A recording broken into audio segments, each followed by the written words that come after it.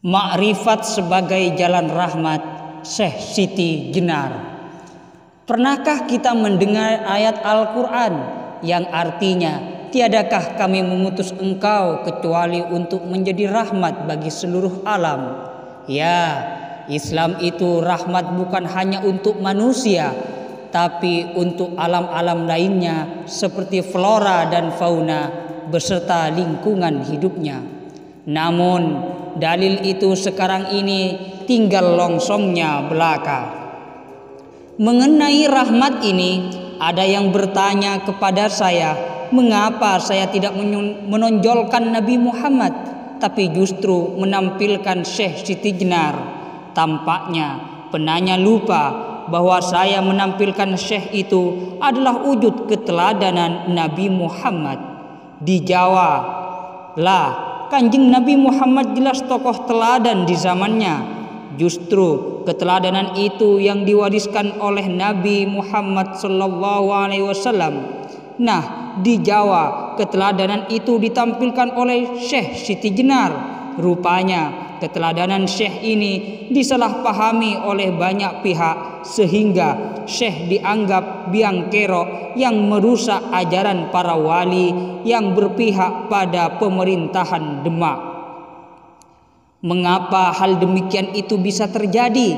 Karena banyak tokoh Islam di kemudian hari yang tidak lagi mengenal Allah, yang dikenal hanyalah kata Allah atau kata Tuhan. Karena hanya Tuhan dalam bentuk kata yang diketahui, maka Tuhan hanyalah sebentuk permainan pikiran belaka. Ini tentu amat berbahaya. Bagaimana tidak bahaya? Wong banyak ayat Al-Quran dipahami secara tidak konsisten. Misalnya, potonglah tangan pencuri laki-laki dan perempuan. Coba perhatikan penggunaan kata tangan dalam Al-Quran atau hadis. Ternyata tangan tidak diartikan sebagai tangan anggota tubuh.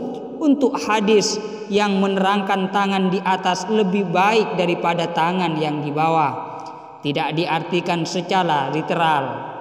Ini diartikan perbuatan memberi lebih baik daripada meminta-minta. Tangan Tuhan dipahami sebagai kekuasaannya. Lah, kok potonglah tangannya lalu diartikan sebagai benar-benar memotong tangannya? Lah, kalau begini kan kehadiran Islam itu tidak lebih baik daripada hukuman potong tangan yang dilakukan oleh suku-suku primitif di berbagai belahan dunia.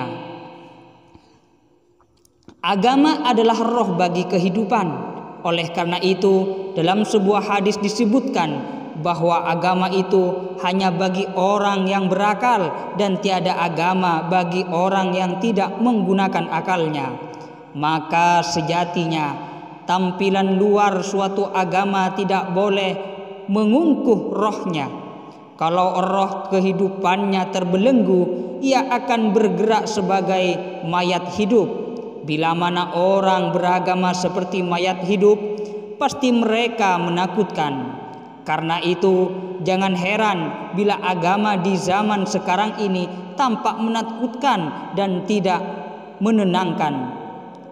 Di dalam Babat Jakatingkir diceritakan bahwa Syekh Siti Jenar memasrahkan diri sepenuhnya terhadap keputusan para wali untuk menghukum mati dirinya.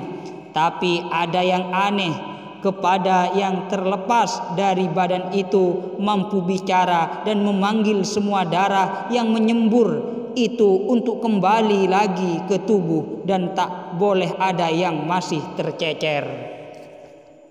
Cahayanya pun memancar cemerlang. Lalu Syekh menyampaikan salam kepada semua orang yang berkerumun menonton penghukuman dirinya. Itulah wujud dari kesempurnaan makrifat seseorang manusia. Saking sempurnanya makrifatnya, Syekh Siti Jenar dikisahkan sebagai dongeng belaka. Di dalam Babah Tanah Sunda yang berbahasa Cirebon Matia disebutkan bahwa pusaka sakti Sunan Kudus pun tidak mampu untuk membunuhnya. Dikisahkan bahwa setelah ditusuk beberapa kali dengan keris kantanaga, Syekh menghilang dan berwujud sekuntum bunga melati tanpa jasad sambil berucap kepada para wali. Makna apa yang tersirat dari babat tersebut? Yaitu keharuman Syekh Siti Jenar. Jika akhlak Nabi Muhammad merupakan cerminan dari Al-Quran, maka akhlak Syekh Siti Jenar merupakan cerminan dari ketinggian ma'rifatnya kepada Allah.